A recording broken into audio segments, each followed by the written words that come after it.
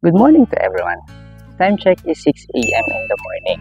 Today, naglagay lang ako ng mga eggshells dito sa mga ilang plants natin kasi meron ako mga ilang eggshells na dinurog ko. Share ko lang. So dito kasi sa backyard natin, actually gumagamit kasi ako ng parehong chemical or inorganic fertilizer at saka yung organic fertilizer natin. Discuss natin ano ba yung difference nila. Based kasi dun sa mga napanood ko, meron silang magkaibang benefits pagdating dun sa halaman natin and then doon sa lupa. Discuss na rin first yung mga organic fertilizer natin. So ano ba yung mga organic fertilizer na pwede natin gamitin? Usually, ito yung mga cow manure, chicken manure, and then yung mga nabubulok natin ng mga bagay. So like yung mga kitchen waste natin. Ngayon kasi ako, since wala akong makuhang mga cow manure or chicken manure, so ang ginagamit ko is yung mga biodegradable o yung nabubulok natin. So, lahat ng mga kitchen waste namin, iniipon ko. So, nilalagay ko siya doon sa isang timba. So, ang ginagawa ko doon, pag merong mga nabubulok, tatapon doon sa may timba and then lalagyan ko ng lupa. So, kumbaga, nagiging layer siya para siya nagiging isang maliit na compost. So, kapag iyon, naipon ko na, yun yung mga hinahalo ko dito sa mga halaman natin. So, para gumanda o maging mas malusog sila. Yung organic fertilizer kasi ang benefits nun actually is mostly lang doon dito sa lupa natin.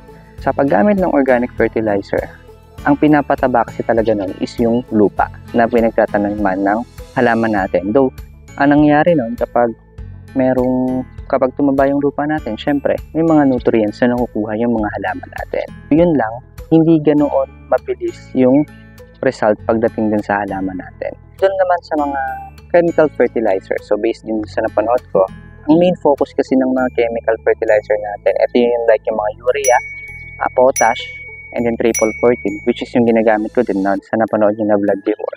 Ang benefits naman kasi nun is nakafocus siya doon sa halaman natin. So, kaya kung mapapansin nyo kapag gumagamit kayo ng chemical fertilizer, mabilis yung result.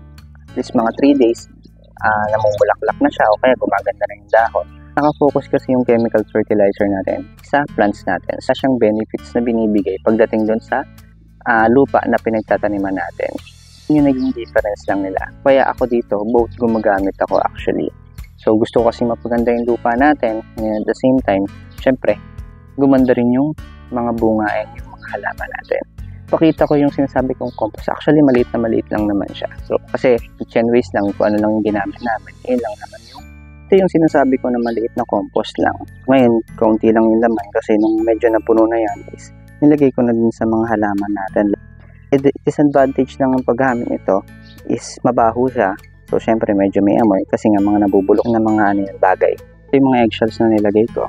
Nalagyan ko lang naman is mga ilang plants lang kasi nga kaunti lang naman yung eggshells na naipon ko kasi yun ang mga ginagamit naman na daily use. So, nalagyan ko yung sitaw. Ayan, lahat.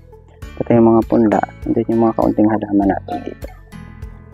Ito yung mga ceiling green natin, o yung pansigang. Yun lang naman, i-share ko lang naman yung mga ginagamit ko dito. So, baka magka-idea din kayo and then isipin nyo, pwede nyo rin palang gamitin. Both na paggamit ng mga fertilizer, either organic or inorganic yan, maganda yan para sa mga halaman natin and then para sa backyard natin. Yun lang guys, sana meron kayong kahit pa paano na natutunan. So, magkaroon kayo ng idea kung para saan ba yung mga paggamit ng mga fertilizer na yan. Okay? So, yun guys. Thank you for watching the vlog. So, until next time. Thank you.